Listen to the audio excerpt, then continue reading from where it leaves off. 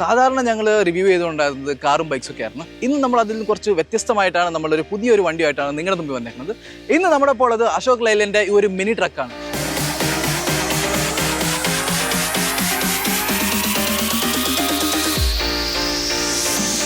അശോക് ലൈലിനെ കുറിച്ച് ഞാനൊന്നും പറയണമെന്നില്ല, കാരണം കമേഴ്ഷ്യൽ വെഹിക്കിൾസ് എല്ലാം യൂസ് ചെയ്യണവർക്ക് അറിയാം അതിൻ്റെ ഒരു വില എന്താണ്.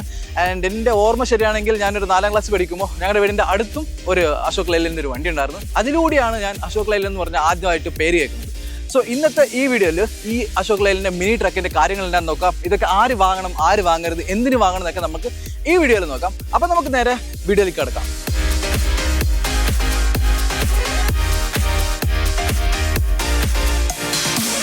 ഞാൻ നേരത്തെ പറഞ്ഞല്ലോ, ഇത് അശോക് ലൈലിൻ്റെ ഒരു മിനി ട്രക്കാണ്. അശോക് ലൈലിൻ്റെ മിനി ട്രക്സിനെ കുറിച്ചൊക്കെ നമ്മൾ നോക്കുകയാണെങ്കിൽ 13 വർഷത്തിന് മുമ്പാണ് അവർ ആദ്യമായിട്ട് ഈ ഒരു സെഗ്മെന്റിലേക്ക് വന്നത്. ആൻഡ് ഇന്ന് നമ്മുടെ ഇപ്പോൾ അത് പുതിയ ഒരു മോഡലായ അശോക് ലൈലൻഡിൻ്റെ സാത്തി എന്ന് പറഞ്ഞ ഒരു മിനി ട്രക്കാണ്. സോ നമ്മൾ പൊതുവേ ആയിട്ട് അശോക് ലൈലൻഡിൻ്റെ മോഡൽ നെയിമൊക്കെ നോക്കുവാണെങ്കിൽ ആ ഒരു ഫ്രണ്ട്ഷിപ്പിൻ്റെ ആ ഫ്രണ്ട്സോ നമ്മുടെ ക്ലോസ് വൺസ് അതേപോലത്തേക്ക് ആയിരിക്കും ഒരു പേര് വെക്കുന്നത്. കാരണം ആദ്യം ഉണ്ടായിരുന്നൊരു മോഡലിൻ്റെ പേര് ബഡാ ദോസ് എന്നായിരുന്നു, പിന്നെ ദോസ് എന്ന് പറഞ്ഞൊരു കാര്യം വന്നു, പിന്നെ മിത്ര എന്ന് പറഞ്ഞൊരു മിനി ട്രക്ക് വന്നു. സോ ഇപ്പം നമ്മുടെ ഇപ്പോൾ സാത്തി എന്നാണ്. സാത്തി എന്ന് പറഞ്ഞാൽ നമ്മുടെ പങ്കാളിന്നോ അങ്ങനെ എന്തെങ്കിലുമൊക്കെ നമുക്ക് പറയാം. സോ ഇതാണ് അശോക് ലൈലിൻ്റെ പുതിയ സാത്തി എന്ന് പറഞ്ഞൊരു വെഹിക്കിൾ. ഇതിന് നമുക്ക് ക്ലാസ് ലീഡിംഗ് ആയിട്ടുള്ള പെർഫോമൻസും കാര്യങ്ങളാണ് ഇതിലുള്ളത്. ജസ്റ്റ് ഒരു എക്സാമ്പിൾ പറയുകയാണെങ്കിൽ ഈ ഒരു സെഗ്മെന്റിൽ 45 bhp and 110 Nm torque produce ചെയ്യണ വേറൊരു മിനി ട്രക്ക് ഇല്ലെന്ന് പറയാം. ഇത് പക്ഷെ അത് പ്രൊഡ്യൂസ് ചെയ്യും.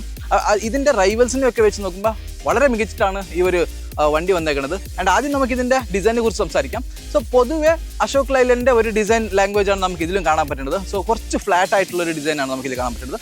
ആൻഡ് നമുക്കിതിൽ അശോക് ലൈലൻ്റെ ഒരു ലേബൽ നമുക്കിവിടെ കാണാൻ പറ്റും. ആൻഡ് ഇവിടെ അതിൻ്റെ ലോഗോ കാണാൻ പറ്റും. സോ ബ്രാൻഡിങ്ങും ലോഗോ നമുക്ക് ഫ്രണ്ടിൽ കാണാം. ഹാലോജൻ ഹെഡ്ലൈറ്റ് ആണ് നമുക്ക് ഇതിൽ കിട്ടുന്നത്. ആൻഡ് ഇൻഡിക്കേറ്ററും കാണാൻ പറ്റും. ഇവിടെ ഒരു റിഫ്ലക്ടർ അവർ വെച്ചിട്ടുണ്ട്. വേണം നമുക്കിത് മാറ്റിയിട്ട് ഫോഗ് ലാമ്പും വെക്കാം. ഇതാണ് ഇതിൻ്റെ ഫ്രണ്ടിൽ നമുക്ക് കാണാൻ പറ്റുന്നത്. അതുകൊണ്ട് ഒരു വൈഡ് ആയിട്ടുള്ളൊരു വിൻഡ് സ്ക്രീൻ ഉണ്ട്. ഇനി ഇതിൻ്റെ സൈഡിലേക്ക് വരുമ്പോൾ നമുക്ക് എടുത്തു പറയേണ്ട ഒരു കാര്യം എന്ന് പറഞ്ഞാൽ ഡെയിലി ഇത് പോയിട്ട് വരാനൊക്കെ ആയിട്ട് ഹെൽപ്പ് ചെയ്യുന്ന ഒരു കാര്യമാണ് ഇതിൻ്റെ ഈ ഒരു ടയർ എന്ന് പറയുന്നത്. സോ നമുക്ക് 165 സെക്ഷൻ്റെ 14 ഇഞ്ചിൻ്റെ ടയർ നമുക്ക് ഇതിൽ 4 കിട്ടുന്നത്. ആൻഡ് അഗൈൻ നല്ലൊരു സംഭവം എന്ന് പറയാം.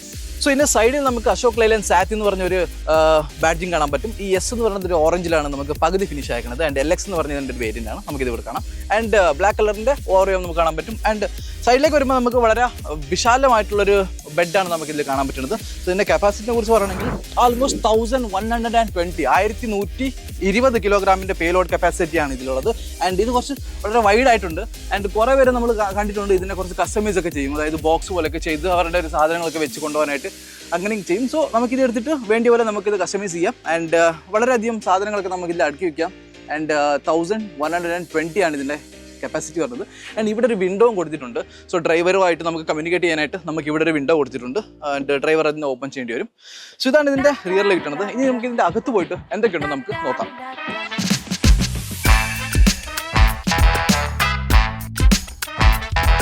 ഇനി ഇതിൻ്റെ ഉള്ളിലേക്ക് വരുമ്പോൾ നമുക്ക് കുറച്ച് ഡീസൻ്റ് ആയിട്ടുള്ളൊരു നല്ലൊരു ഇൻറ്റീരിയർ ആണ് കാണാൻ പറ്റുന്നത്. കാരണം കുറേ ആൾക്കാർ അവരുടെ ഇങ്ങനത്തെ കമേഴ്ഷ്യൽ വെഹിക്കിൾസിനൊക്കെ അവരുടെ ഒരു ഭയങ്കര എമോഷണൽ ആയിട്ട് അവരാണ് കണക്ട് ചെയ്യുന്നത്. കാരണം എല്ലായിടത്തും നമുക്കിതിൽ പോകും, അതുകൊണ്ട് ഭയങ്കര വൃത്തിയായിട്ടൊക്കെ അവർ വെക്കും.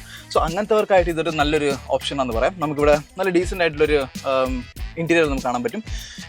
നമുക്ക് ഡിജിറ്റലാണ് ഇതിൻ്റെ ഇൻസ്ട്രുമെൻറ്റ് ക്ലസ്റ്ററൊക്കെ നമുക്ക് കാണാൻ പറ്റുന്നത്. ആൻഡ് അതേപോലെ നമുക്കിവിടെ മ്യൂസിക് സിസ്റ്റം വെച്ചിട്ടുണ്ട്.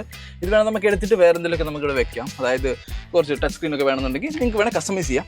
4 സ്ഥലത്ത് നമുക്ക് ഇതിൻ്റെ AC വെൻസ് നമുക്ക് കാണാൻ പറ്റും. സോ നമ്മൾ കുറേ ദൂരമൊക്കെ പോകുകയാണെങ്കിൽ AC ഒക്കെ ഓൺ ആക്കി വെച്ച് നമുക്ക് സുഖമായിട്ട് പോകാം. ആൻഡ് അതിൻ്റെ കൺട്രോൾസ് നമുക്ക് ഇവിടെയാണ് കാണാൻ പറ്റുന്നത്. സ്റ്റിയറിംഗിനെ കുറിച്ച് പറയുകയാണെങ്കിൽ നമുക്ക് 2 സ്പോക്കിൻ്റെ സ്റ്റിയറിംഗ് ആണ് നമുക്ക് കിട്ടുന്നത്. ആൻഡ് ലൈലൻഡിൻ്റെ ലോഗോ നമുക്കിവിടെ കാണാൻ പറ്റും. ആൻഡ് അതേപോലെ നമുക്കിവിടെയാണ് ഇതിൻ്റെ സ്പോക്സ് ഒക്കെ കൊടുത്തേക്കുന്നത്.